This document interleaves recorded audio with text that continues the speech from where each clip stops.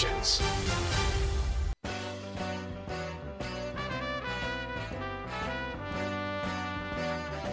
It's time for Wolo and Friends on Sports 56 and 98.5 FM. Presented by Homer Skelton Hyundai. Here is your host, the voice of the Tigers, Dave Woloshin. As I was walking down the street one day, a man came up to me and asked me what the time was that was on my watch. Yeah, I said, does anybody really know what time it is? Ah, yes. Good Monday morning. The Super Bowl was absolutely super. So was the Tigers' result at FedEx Forum. Not so much for the Grizz in Boston. We are busy today for sure. We got medals coming your way in a little bit. We got to talk Super Bowl. Jason Munz will talk the Tiger basketball game. We'll also get into the Grizzlies, the American standings, bracketology, new rankings. Really are not out yet. I guess, when did the new rankings come out? They come out a little later today, right? Yeah, they go just not timely for your show, What but a is little that? bit later in the afternoon. Yeah, that's just awful. It used to be they'd come out Sunday night. I don't know why they don't do that anymore. I think it's like one or two. I think it's right after John's show is over, like 1 o'clock, 2 o'clock, something like that. Those bums. They can't compile it earlier for me? Get up in the morning. Crazy. So the Super Bowl gave you everything, didn't it? It gave you unbelievable offensive plays. It gave you adjustments that the mastermind Andy Reid made. It gave you great defensive plays. It gave you a couple of special teams plays that were impactful. One to miss, one to make. It gave you gutty stuff, and it gave you controversy. What more could you want? Good commercials. I know you were blown away by Rihanna, how good it was. I think most people felt that way. I guess that's not my cup of tea. I just thought it was rather pedestrian. Not bad. But I will say this. When I found out today, she's pregnant, right? That was her. She was like, it was a special guest appearance. That was it. Well, A baby. A baby. But wait, there's more. She was up on that platform. I'm figuring she's wearing that big thing, because she's pregnant, but I'm figuring also she's holding some sort of safety rope, right? So, because she's up how high up in the air was she? 80 feet? Dan Orlovsky said it was 50 or 60 feet in the air. Yeah, I would have thought at least that. And now we learned today she didn't have a safety rope? Is she out of her mind? That's according to speculation on Twitter. I can't believe that. I'm surprised. Or the NFL platforms have to be, like multiple things to hold it. You know what I mean? It can't just be like one rope breaks and it all comes tumbling down. No, I'm not saying that's going to tumble down. But you're like, what if you lose your balance? And it was shaking when they did the close-up. It was shaking. I'm just telling you. I can't believe there was not some sort of safety rope attached to her body just in case. I mean, that's up. She falls. That's it. Goodbye. No more platforms. Oh, God. Anyway, let's get to the game. You know what I always say? When you talk about football, where's the game really told? What's the essence of it? It's in the trenches. And you saw offensive lines really dominate in this game. You saw that Philly, when they needed a couple of yards, they just ran that Jalen Hurts. Everybody looks like a rugby scrum where they just push and push and push, and they're so strong, Kansas City couldn't stop them, so they were going to get every short yardage gain. That was interesting. But the Kansas City offensive line, which, to be honest, is not respected the way that Philly's is.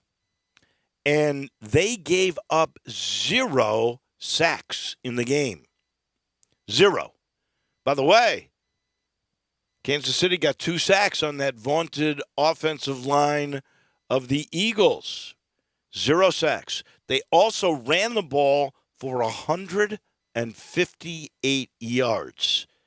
That was impressive. And, of course, Mahomes You see the ESPN headline on the website, which I thought was pretty cool, or at least one of their headlines. I didn't.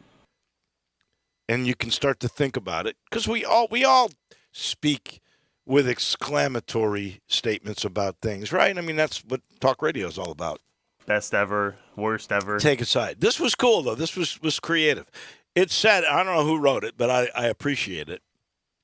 Mahomes is the GOAT in training. Now, think about it. He's only 27 years old. He's won 2 Super Bowls and 2 MVPs in 6 years. He's got a minimum of 10 years left, right? That would get him at 37. I mean, if he lasted as long as Brady, he'd have 18 years left. He's on pace to catch Brady. He's on pace to catch Brady. He's still 4 Super Bowls behind? Brady gets 6 or 7? 7. 7. He's 5 Super Bowls behind. He's inching closer. But he's on his way. That was pretty impressive. So was Philly. I felt bad for Jalen Hurts. He's going to have to live with the fumble that was returned as a scoop 6. That could happen to anybody. And I will tell you, the moxie that he had and the faith Nick Sirianni and the OC had in giving him the ball on a run the very next play. And it went for big yardage, too. That was a message to say, we still believe in you. And how stand-up is he for saying, my bad? He went to every player, they said, on the offensive side and said, please don't worry about it. That's my bad. It won't happen again. And it did not. He did throw into double coverage a couple times where he was lucky. But for the most part, I thought he was terrific, and he engineered them to 417 yards. How often do you see a team that wins time of possession 35 minutes and 47 seconds to 24? So you had 11 minutes longer, 11 and a half minutes longer, almost a quarter longer than the opposition, and yet you lose the game. So you had the one huge turnover on the scoop and score. And one other thing that nobody ever takes into account, special teams. Now, look, Kansas City wasn't perfect either. Butker missed a 42-yarder by doinking it off the left upright.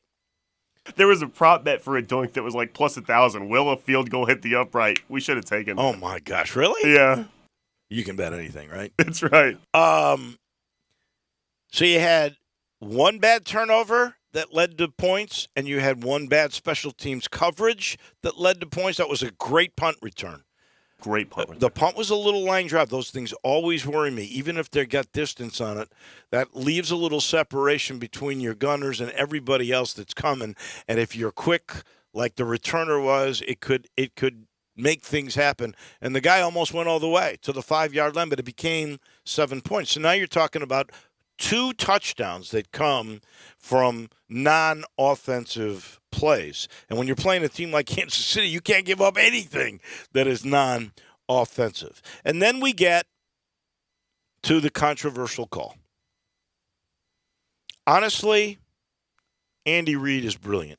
He truly is a great coach, and I'm so glad for him that he got a second Super Bowl because it elevates him a little bit. Multiple Super Bowl winning coaches. I think they're really special.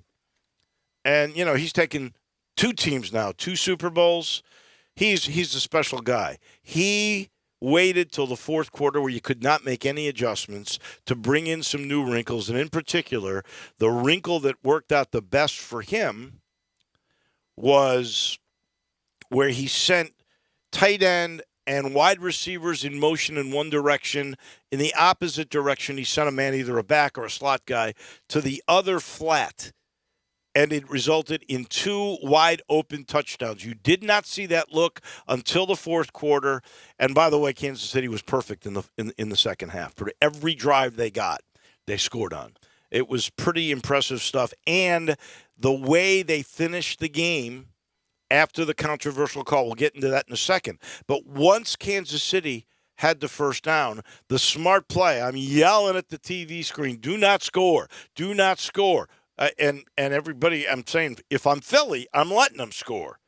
Because if you don't let them score, you're going to end up with 8 seconds left, which is what happened, and you'll get the ball back, but you're going to be down 3. on a chip shot field goal from a guy who's already missed one but is a great kicker in Bucker. So that's the way it worked out. They go wide. It's obvious Philly's going to let him score. I think the guy's going to score. He's going, and then he realizes, and he slides at the 1.5 yard line, and then they just take a couple of knees. They work the clock perfectly down to 11 seconds, timeout, kick the field goal, 8 seconds, and the game is over. However, that strategy was put into play on a call on a defensive hold. Everybody's talking about the left arm on left hip of Schuster Smith. And there was actually a hold prior to that. There's 2 holds on the play. One's with the right hand when Schuster Smith makes his first out cut. And then the second is he's beaten and he's just trying to hold on, even though it's not a whole lot, it's there. Now, when the defensive back, the corner who's beaten, says, I held. When the opposition coach, Nick Sirianni, says he held, it's not all down to one play. He held. We got to go by the letter of the law, right? Now, I can understand it if I'm an Eagles guy. I'm going, that was barely a hold, but it was a hold.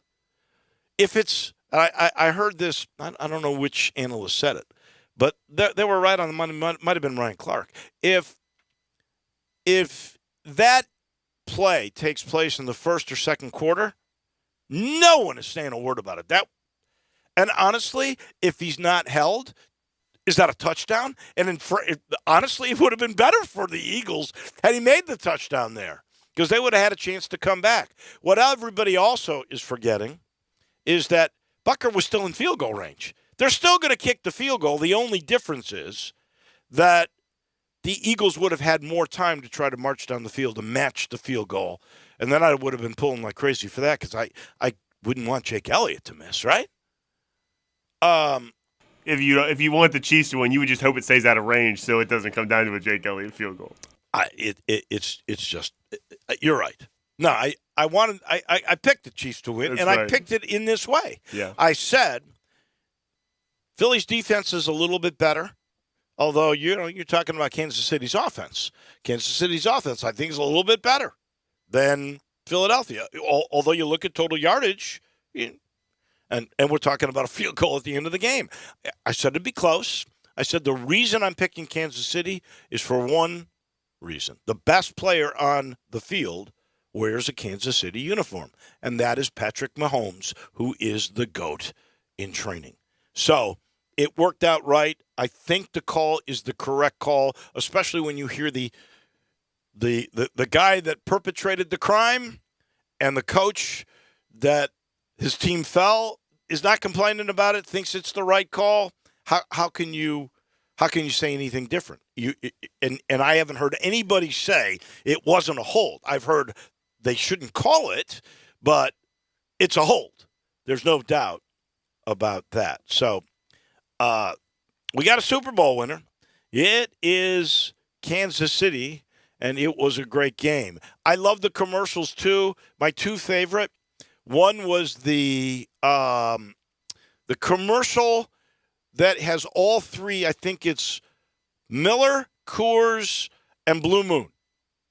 They combined to do a commercial because in the past, only Budweiser products could be – they had an exclusive deal with the NFL.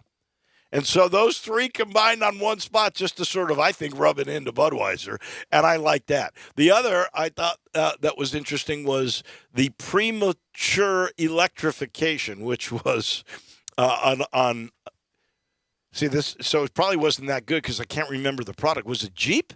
It was some sort of electric car. I think it was. There was definitely a Jeep commercial. It was Ram. Ram. Okay.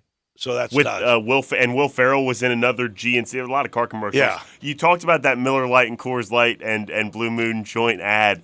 There were prop bets on one of the sports books to bet on all different aspects of that commercial, like how many people with a beard would appear, over under 2.5. How many people with facial hair would appear, over under 2.5. There's prop bets for everything.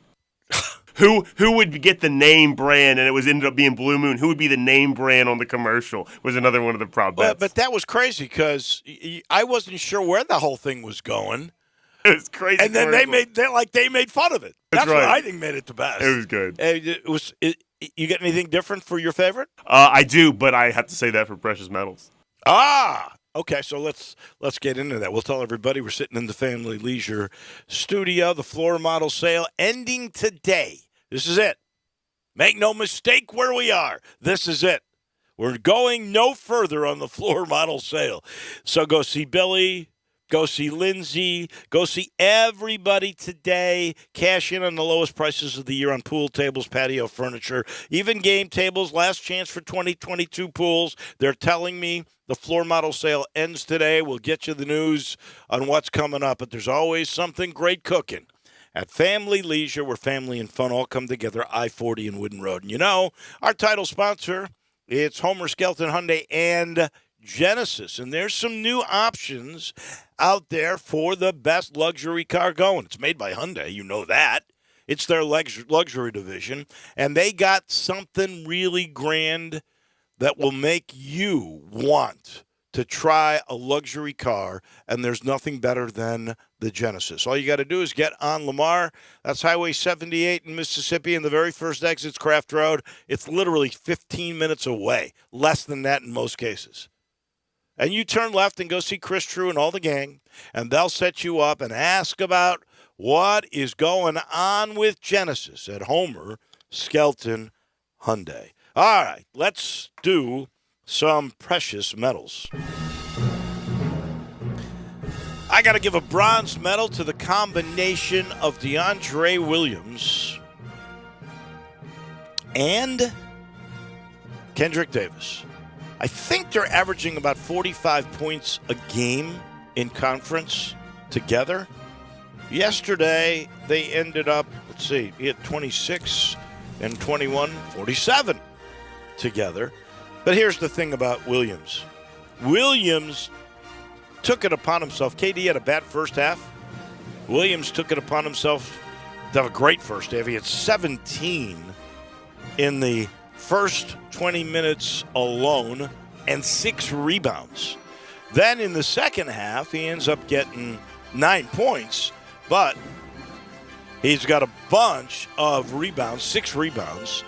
How about 6 assists? And down the stretch, after Memphis blows an 18-point lead and it's down to 6, DeAndre Williams either scores or assists on the next 11 Tiger points to build a insurmountable lead, and the Tigers end up beating Temple by 9. So they sweep the series with Temple, and they now have a share of second place in the American with Tulane at 9-3. We'll talk about bracketology, no rankings. Lenardi, now this is old. So Lenardi said Memphis had to get past Temple to get back into the picture. At the last one that he did, which was a while ago, they are the last team out. The team in front of them is A&M, which they've beaten. Another team that's one of the last 4 in is Kentucky, which lost again to Georgia. If you look at a comparative, Memphis went to Alabama and lost by 3. Kentucky lost by 26. There's just no respect for the American. It's unfortunate. It is the way it is. But we'll talk about that in a little bit. But in the meantime, that combination of Williams and KD, it's pretty darn good. It may be the best combination Memphis has seen since Chris Douglas-Roberts and Derrick Rose. It is that kind of good. Silver medal goes to the Boston Celtics' depth. This is amazing to me. But I want you all to think about this. Yesterday, Boston had no Jaylen Brown, had no Marcus Smart, had no Malcolm Brogdon, and Jason Tatum got totally taken out of his game by Dillon Brooks. I mean, that's why you got to love Dillon Brooks. He plays defense as well as a lot of players that are superstars play offense. He took one of the best players in the game, Jason Tatum, and pretty well shut them down after the second quarter. I don't know if he scored a point in the second half. I don't think he did. That's incredible. So they had none of those guys. They still had 21 threes, and they were beaten by Sam Hauser. Who? Is that Doogie Hauser's brother? Sam Hauser at 20. Derek White at 23 and 10. Old man Al Horford had 16. Mike Muscala had 10 points and 5 rebounds. Peyton Pritchard had 12. Nobody knows who these guys are, except for Horford. Nobody knows who Sam Hauser is. He had 7 threes the game before, too, though. He's making a name for himself. 21 threes without 3 stars? It's incredible. And, the Grizzlies are ending up trading, hate to say it, but they end up trading 2s for 3s because they still killed them in points in the paint. That was 54-34. Tell you one thing they also did that was really poor. They gave up way too many rebounds, offensive rebounds. They got out rebounded 54-34. 60-34, they won points in paints. So they traded 2s for 3s. Unfortunately, you don't win that way if you do the math. And then 14-3 in offensive rebounds. I mean, that was a kill. But Boston, with that kind of depth, 21 threes. 8 guys, by the way, had double figures, and 3 of their best players didn't play in the game. It's pretty amazing. And then my gold medal has to be Patrick Mahomes. He had a perfect second half on a bum ankle. I mean, I thought for sure at the end of the second quarter he was done. And somehow he's not going to be. And he had, by the way, the highest quarterback rating in Super Bowl history. 2 SB MVPs in 6 years. He is the GOAT in training. He's on his way. They got my gold. Your medals. My bronze goes. I'm very Super Bowl commercial centric. I love the TV spectacle, so I went all commercials. My bronze medal goes to the Pepsi Zero commercials with Steve Martin and Ben Stiller, the two nostalgia actors. All about acting. That was a good one. Breaking Bad for Popcorners. Oh, I love that. It's a great show. These are all nostalgia based. And my last one is the Michelob Ultra Caddyshack commercial where they go out there and Tony Romo is. It's good stuff right there. He was playing Bill Murray. He was playing Bill Murray. Yeah, it was good. Yeah. My silver goes to Paramount Plus and Sylvester Stallone. It would have been a gold that I've seen that commercial where he's hanging off his own nose and the nose sneezes. It's very funny stuff. Poker Face, which is one of my new favorite shows. Yeah, you've turned me on to that. I haven't seen it yet, but everybody's raving about it. So good. They had a commercial for that. And so that was the girl, right?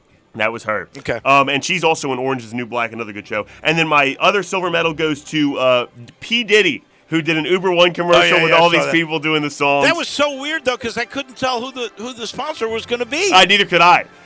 Until the last song. If you don't know who the sponsor is, I'm sorry, it's not effective to me, but go ahead. Made me laugh, though. And my gold medal goes to the Avocados, where they did the Adam and Eve commercial. That was very early in the game, very funny. Sarah McLachlan for Bush Light, that where was funny. She shelters a wolf. Yeah. That was good stuff. And then she doesn't realize it's a wolf. She doesn't know it's a wolf. And then my best one, because it made a big fuss about a lot of people, was Maya Rudolph as the new spokeswoman for M&M's, called them My and Yaz. And then at the very end of the commercial, you see the M&M candies in the back with "Help Me" signs, like they're being held hostage. That's my number one. That was kind of weird. Who came up with that? I don't know. And why her? I mean, I love her. Don't get me wrong. But why her? I don't know.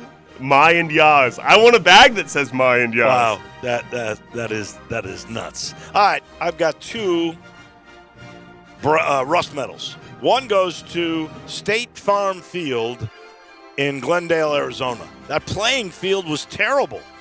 I will tell you, they would not play a Super Bowl on that surface again. 100%.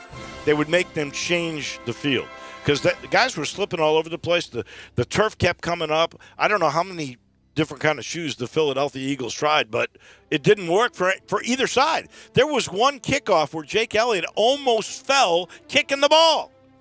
That playing surface gets a rust from me. And then I got to give the Memphis women's basketball team, which won an overtime game 50-48. I've got to give shooting a rust, really, on both sides. The University of Memphis took 79 shots in that game and scored 50 points. They shot 19% for the game and won the game, 15 of 79, because the other team was 16 of 55. In that game, because there were so many missed shots, there were a total of 110 rebounds. Memphis had 29 offensive rebounds, and they still only scored 50 points. 58 total rebounds. UCF had 52 rebounds. 110 total rebounds. Battle on the glass. So all told, there was 29, 39, 43 offensive rebounds, and there was a total of 98 points scored in 45 minutes because of the overtime. The Tigers were 0 of 14 from three-point range, which ended a streak that started in January of 2015. 8 years and 1 month, the streak of making a three, at least one in a game. And they got the best three-point shooter in the history of the school, Madison Griggs, who missed 7, some wide open from downtown. And so their streak came to an end 8 years and a month later of making a three. Crazy. Crazy game. Craziest stats I've ever seen. Fortunately for Katrina Merriweather and her young women, they were winners. So all that matters is that win column, They right? can still finish second, by the way, in the Americans. She's changed the culture. And normally they shoot better than that. That was crazy. Anyway, at least you won the rebounding battle, I guess. Even if you weren't going to shoot well. My rust goes to, you mentioned how good Dylan Brooks was yesterday. One game off of being, or 2 games, I suppose, off of being booed at the FedEx Forum. Played unbelievable defense on an MVP candidate, Jason Tatum. 3 of 16 from the field. Albeit, meanwhile, now I know I beat this drum a lot. Meanwhile, all of the one player on the Grizzlies that the entire Grizz fan base thinks is the best defender on the team and should be Defensive Player of the Year, fouled out in 20 minutes of play. And that would be Jaren Jackson Jr. He gets my rust. Yeah, 15 6 points. fouls, 20 minutes. He had foul trouble the whole time. Game. I mean, Off the ridiculous fouls, too, like 40 feet from the basket. every time you think he's really catching on to that, then he has a stinker like that. Unfortunately for him, it was on national TV. I'm with you. That was not a good look. This portion of the show brought to you by the Spirit Shop. That's Eddie Connor's place. That is right at Poplar in St. Nick. 4848 Poplar. I know you've depleted everything because that Super Bowl was so good, you kept toasting everything. You know, you get 38 and 35, there's a lot of touchdowns and scoring to be had. So you were toasting, you're out. You're out of wine. You're out of beer. You're out of bourbon or tequila or vodka.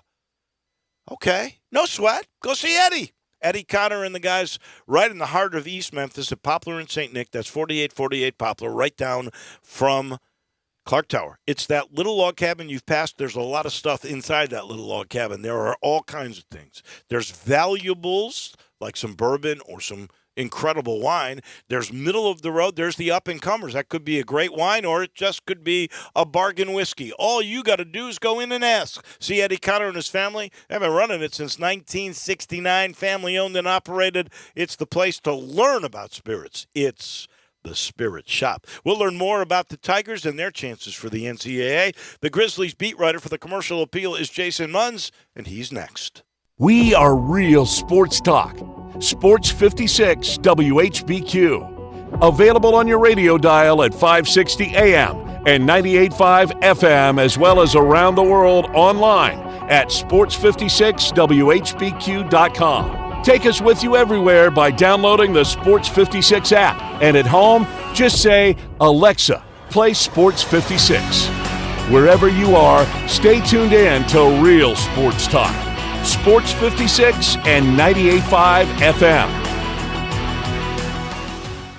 Hey guys, Platinum Jewelers wants to make you feel like a king or queen this holiday season and all year long. It's where the Tigers and Grizzlies go. Platinum Jewelers specializes in diamond engagement rings and customization, and they have a wide variety of watches, bracelets, earrings, and rings. They'll pay top dollar for your gold and diamonds, and wholesale pricing is available. Platinum Jewelers, 9387 Poplar Avenue in Germantown, next to Fresh Market. Call 901-907-0626. Platinum Jewelers, proud supporters of the Memphis Tigers. When a cold comes on strong, knock it out with Vicks DayQuil Severe for max strength daytime relief. Just one dose of Vicks DayQuil Severe starts to relieve 9 of your worst cold and flu symptoms to help take you from 9 to none. Power through your day with Vicks DayQuil Severe. The daytime non-drowsy, coughing, aching, fever, sore throat, 9 to none medicine. Use as directed. Choate's Air Conditioning, Heating, and Plumbing is now currently hiring all positions. If you're ready to take your career to the next level, please apply today. Choate's is offering huge sign-on bonuses to seasoned technicians, plumbers, installers, and air duct cleaners. At Choate's Air Conditioning, Heating, and Plumbing, we offer a career, not just a job, by putting you in a paid training program to develop your technical and customer service skills to best serve our customers. Choate's offers top pay in the Mid-South, weekly pay, paid vacation and holidays, company matching retirement account, health, dental, vision, and life insurance, and Christmas, Thanksgiving, and birthday bonuses. If this sounds like an exciting opportunity for you, then we should talk. So call us at 347-8086 or apply online at choateshvac.com under the careers link. Come, join our family. Now back to Wolo and Friends on Sports 56 and 98.5 FM. Presented by Homer Skelton Hyundai. Here once again is the voice of the Tigers, Dave Woloshin.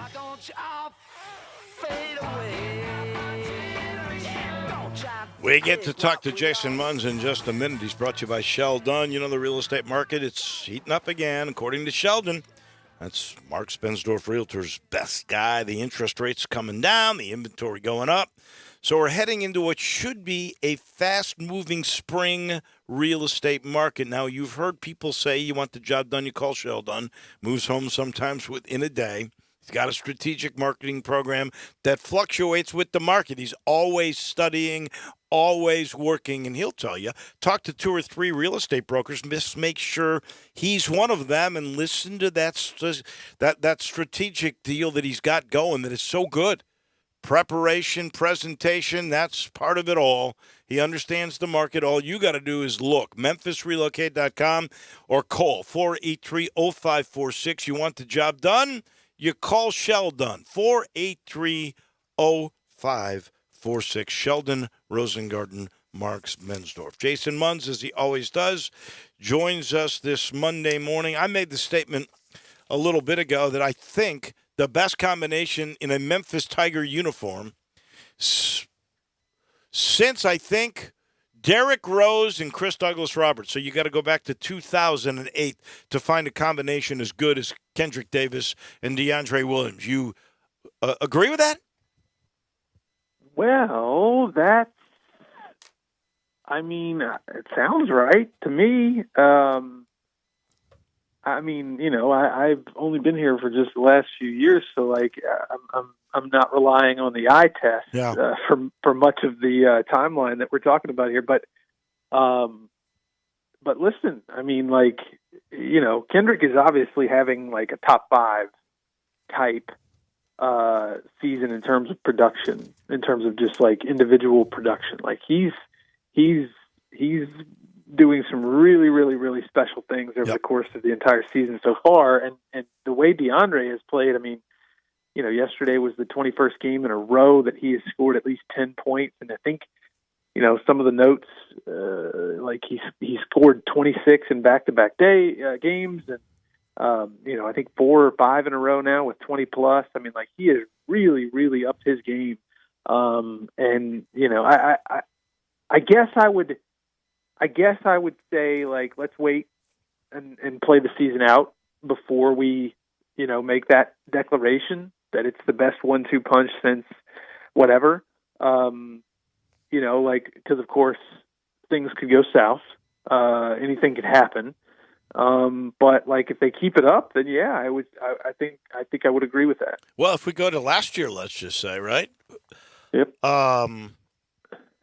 Who's the combination? Is it Duran and Landers Nolly or Duran and Quinones? They did get to an NCAA second round and gave a number 1 seed a real tussle. Probably should have won the game. They didn't, but I don't see a combo, a duo that is as good as that since a guy who became a Rookie of the Year and an MVP in the NBA and a guy who was a first-team All-American in CDR. That team was incredible. Yeah, I mean, that's a really good question about last year. I mean, I don't know that there was like a clearly defined tandem the way there is this year. I mean, I guess you could say Duran and DeAndre, possibly, but you could certainly also say you could put Quinones in there with somebody else. I mean, I think Duran has to be in there. He was the freshman of the year in the league, and I don't have the all conference team in front of me, first team, second team, all that stuff. Yeah. But so whoever it was, I think that made first team all conference, and maybe that was Duran. I can't remember, but. Yeah, and then you go back even a little further than that. I would say Landers and DeAndre the year before that. That doesn't compare to what Kendrick and DeAndre are doing this year. Right. So, it's they're doing some really, really special things, and the fact that they are getting better, it seems, as the season goes along, is really, really scary. And not only them, but Keontae Kennedy, Elijah McCadden. It's all coming together. Jaden Hardaway played a role in that game yesterday. 12 points. I think it's the second time in his last 3 games or something like that. Double he's digits. Gone into double digits. Yeah. So he's starting to come into his own and take advantage of the fact that the defense is having to pay attention to more people. He's certainly stepping up, and this is exactly the sort of thing that you want to see outside of the loss to Tulane. We're not talking about wins and losses. We're just talking about, the way guys are progressing and the way the chemistry is coming along. This is exactly what you want to see this time of year. The disheartening thing about all that is, that one loss to Tulane, yeah, which, what is it? The Tigers have won 7 of their last 8 now. Mm-hmm. That loss seems so damaging because I looked at Seth Davis today, just released moments ago, his top 25. Memphis nowhere near making that top 25. You look at Gary Parrish's 25-1, and they're not on his list. And they were earlier in the year until that Tulane loss. You look at bracketology. Last week, Jerry Palm did have them as an 11th seed, as one of the last 4 in, but they're the last team, or the first team out in Lenardi, who will put forth a new one, I think, today or tomorrow. He has not put it out yet. And the AP poll doesn't come out till later in the day, but I'm not expecting Memphis to be in that. They'll get also receiving votes. So as good as it seems, they're still not necessarily in the NCAA tournament. Yes, that is true. Now, I will say, if you notice, Adam Zagoria somehow gets his hands on Lenardi's Stuff team early? sheet, like bracketology sheet, and there is an updated one after Saturday's action. Yeah. From Sunday morning, where because Kentucky lost, Wisconsin lost, some other teams around the bubble also lost. That for Lunardi put Memphis as the last team in. It did move them up a couple of spots, and they are the last team in, according to his most recent bracketology. Would that move them past? Because in the last one, they were behind A&M, and they beat A&M. Also in that last 4 in was Kentucky. Kentucky keeps losing. They lost another game at Georgia, which is not a juggernaut team. If you look at any kind of comparison scores, Alabama beat them by 26. Alabama beat Memphis by 3. I mean, there's just no respect. I know it's that part is crazy, but I'm looking at it now. Kentucky dropped out. Wisconsin, I don't know if they were in or out before, but they're certainly not in now. Oregon dropped out of fell back, and again, Memphis moved up. I think Clemson moved up, but no, Memphis is still not ahead of Texas A&M, according to Lunardi. But I think the takeaway here is that the majority of these bracketologists out there do have Memphis in, and then even if it is by the skin of their teeth, they are in right now, and they've got opportunities. They it's still well within their control how things ultimately shake out. Now, going back to your original point, that Tulane loss is just it has torpedo. It's like it was their last mulligan. Like it was their last sort of like benefit of the doubt. Right. I still think people do feel good about Memphis's chances, especially since they do have those 2 games against Houston left. But it was their last sort of, everybody was willing to sort of look the other way or whatever, give them the benefit of the doubt. As I said earlier, up until that second Tulane loss, it was at home. It's Tulane again. Like say what you want about Tulane, and I will say what I want. I would be scared to death to see them in a tournament setting, and I don't care what tournament it is, whether it's the American tournament, whether it's the NCAA tournament, the NIT. That is one of the last teams that I would want to see. Yeah, no, they're good. They're very good. They're very dangerous, and I just would not want to see that team in the tournament setting. But that being said, Jalen Cook had some. He didn't play much in their non-conference schedule, so they lost to some teams that that weren't very good, and that has damaged their net. They're still, I think, 89 in the net, so they'd have a long way to go for that home loss to not be a quad 3 loss for Memphis. So, I mean, again, Tulane may be good, Tulane may be dangerous, but that is still a quad 3 loss for Memphis at home, and that's the one that's sort of an indictment on the league. Unfortunately, it's just as Penny and players have pointed out, it's tough. So here's the remaining schedule. They have UCF. Obviously, they can't afford to lose that game. That's at home, and that would even up the series. At a game they blew, they should have won that game. Then they're at Houston. Now that one they can lose. Then they're at Wichita State, which is really a tough place to play. Honestly, if you've ever been to Coke Arena, it is, I think, one of the better atmospheres in all of college basketball. But if Memphis were to lose that game, they're done. They got to win that game. Then they got Cincinnati at home. Well, they already beat them there. It's not an easy game, but they'd have to win that game. At SMU, they should win that game because I don't think SMU is very good, although they've battled. They lost an overtime game to Wichita State, I guess it was yesterday. And then they have the game at Houston. You wrote a story on what's the most important remaining game. Those are all of them. What's your viewpoint? Oh, the story that you're talking about was more so about what's happened up until this point. What in terms of bracketology, I asked some of the coaches, what do you think was the most important game? Some of the bracketologists, I asked them to, but I like where you're going with this. As far as the most important remaining game, I mean, clearly, it's head and shoulders Houston, and I would say the one at home. Probably.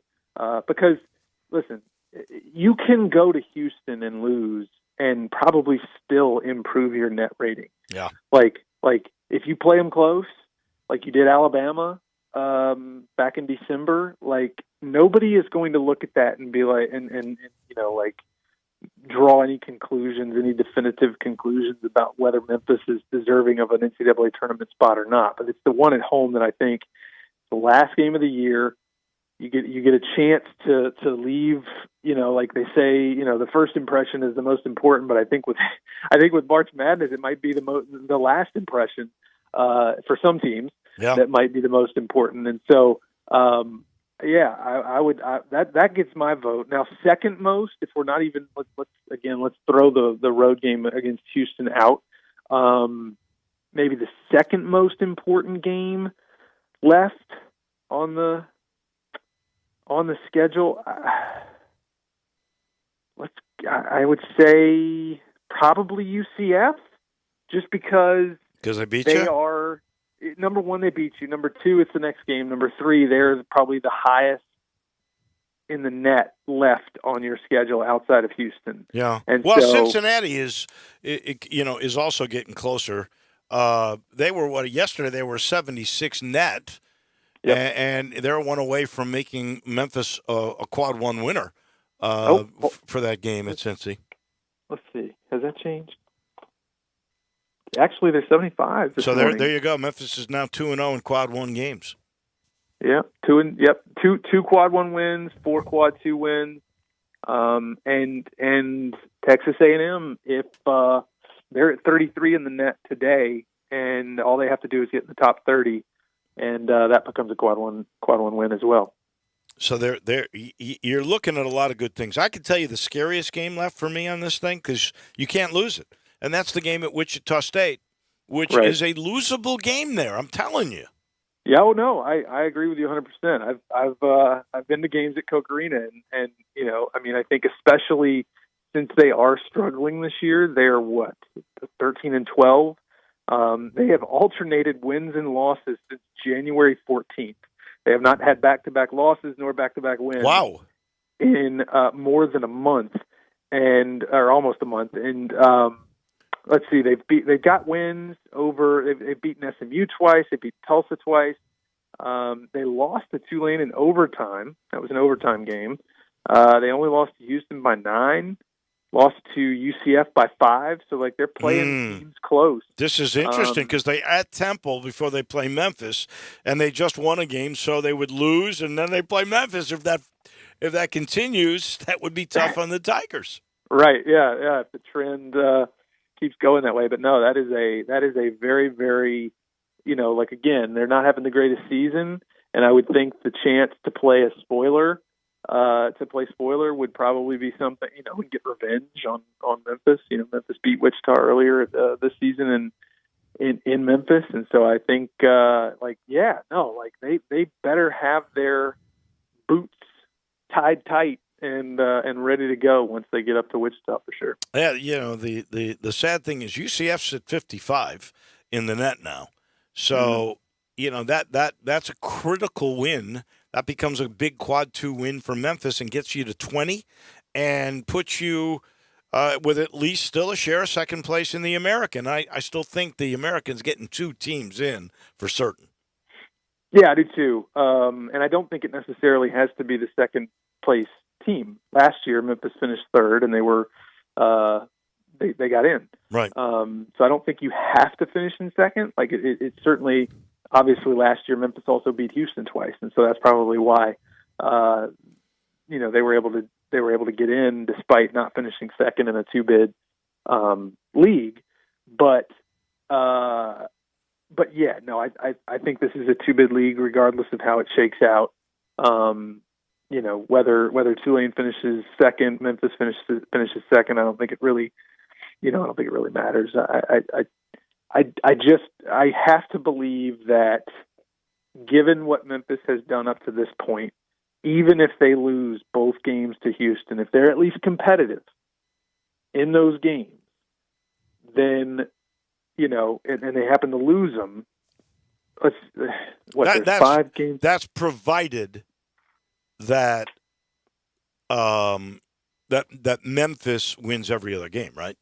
Yeah, that's what I was going to say. If they do, that means they go 4-2 over their last 6. That means they finish 23-8, correct? Yeah, 23-8. That's before the tournament. Let's say you win 2 games in the tournament, you're a 25-win team in a 2-bid league with a net somewhere probably in the low 40s, upper 30s. I don't see that team getting left out. And if they look at star value, Kendrick Davis is on at least 3rd-team All-American, most publications. At least. So, they think about stars, and DeAndre Williams, too. So that would help. Jason, late for a break, as I always am. We appreciate you so much. We'll see you Thursday at FedEx Forum, and we'll talk again next Monday. All right, perfect, Willow. Thanks. That's our man, Jason Munns, from the Commercial Appeal on the Grizzlies. Hey, the experienced technicians at Conway Services, they're ready to solve all of your drain problems. For a limited time, take advantage of this new free drain cleaning special.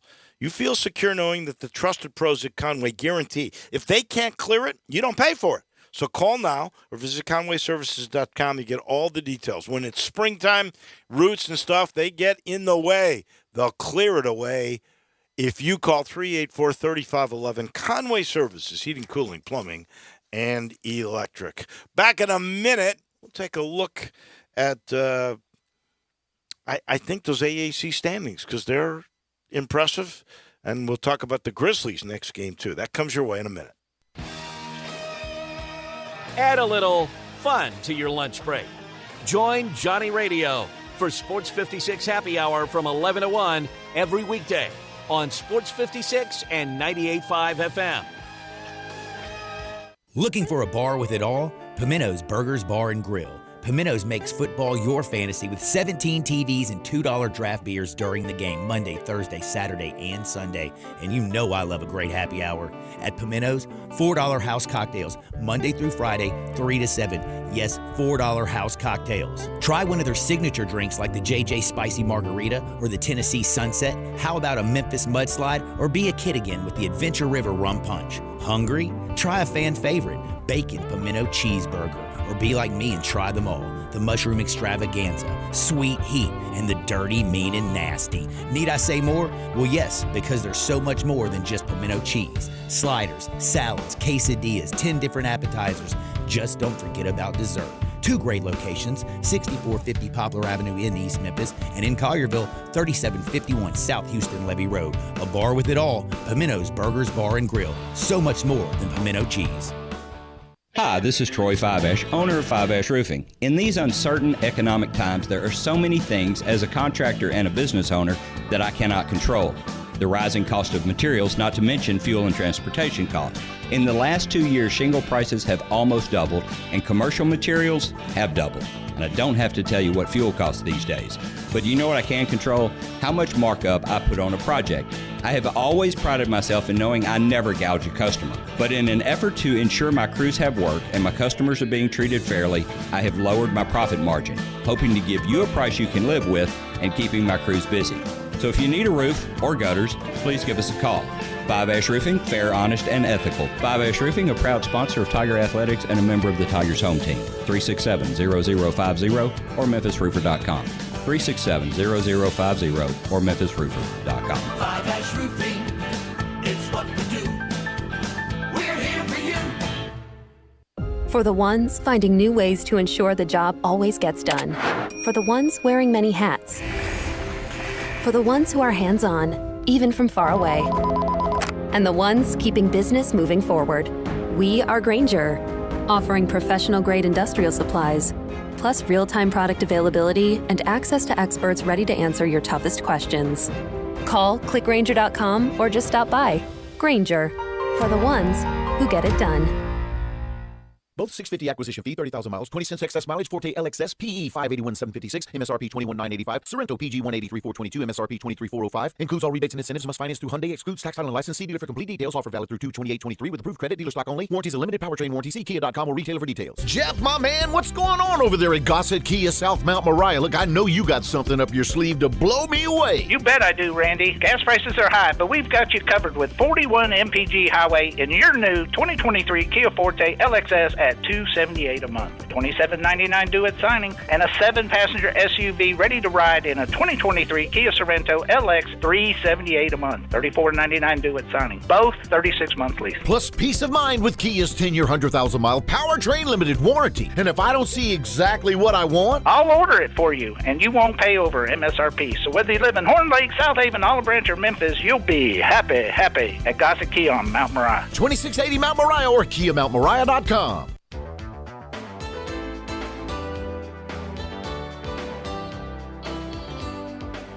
Now, back to Wolo and Friends on Sports 56 and 98.5 FM, presented by Homer Skelton Hyundai.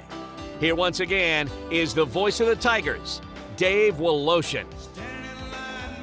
Just a real quick wrap-up on some of the standings in the American. Houston's at first, 11-1. Tigers have 2 games with them.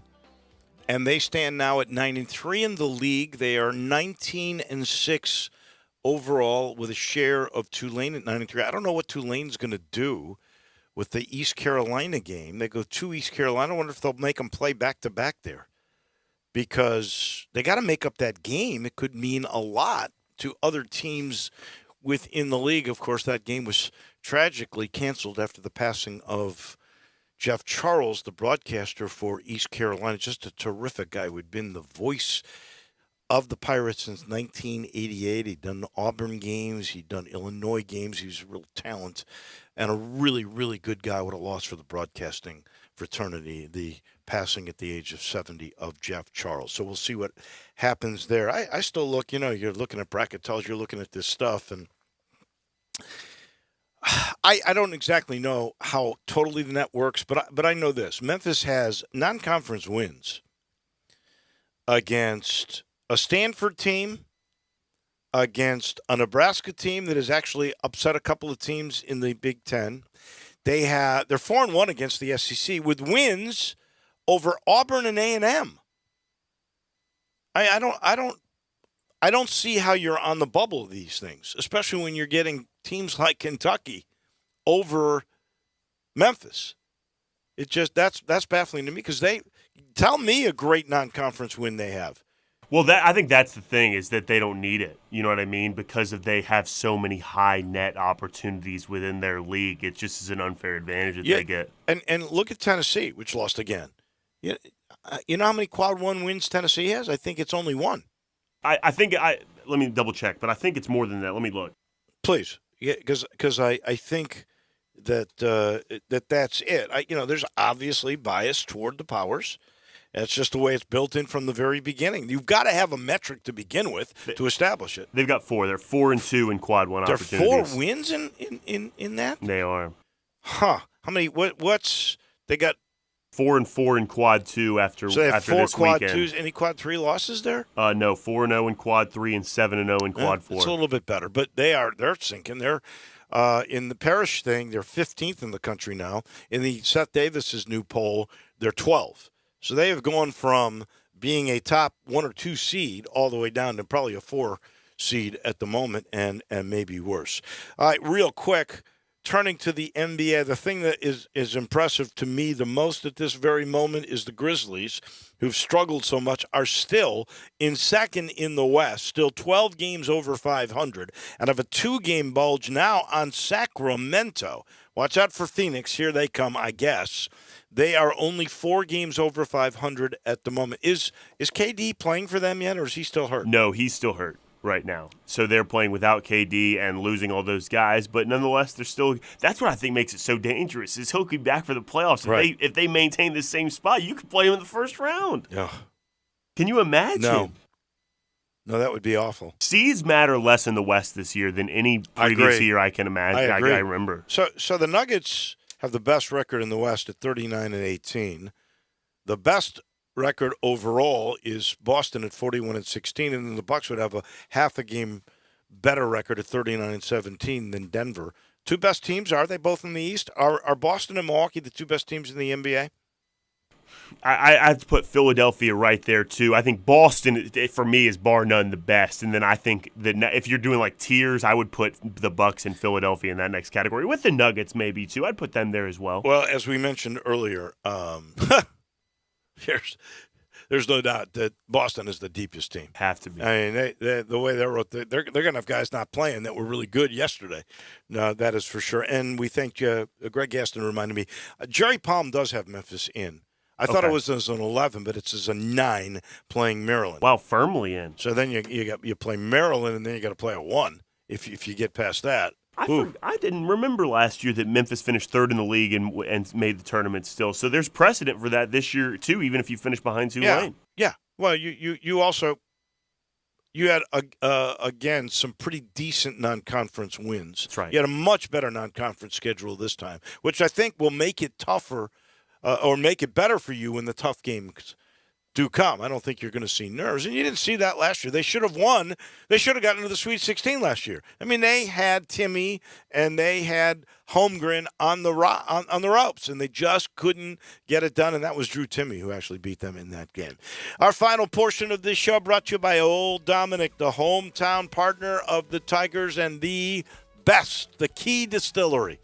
For spirits in all of Memphis, I love this new product that Alex Castle, their master distiller, has finally released. She doesn't give the approval of distribution of product until it's perfect. And this new In-Bond whiskey in the bottle, it is absolutely fantastic. So is the sipping whiskey that's just been released. 2 new ones are out there. If you want something different that you've maybe never done before, take the distillery tour right there on Main Street. It ends up with a tasting afterwards in their cool bar, which is open to the public. You don't have to do the tour, but I recommend it. Something unique. You'll learn the history of the Canali family and everything else that goes with it.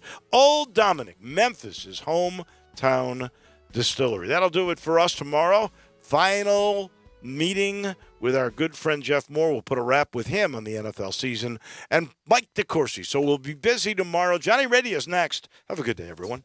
Hi, everybody. I'm Dave Woloshin here for Homer Skelton Hyundai.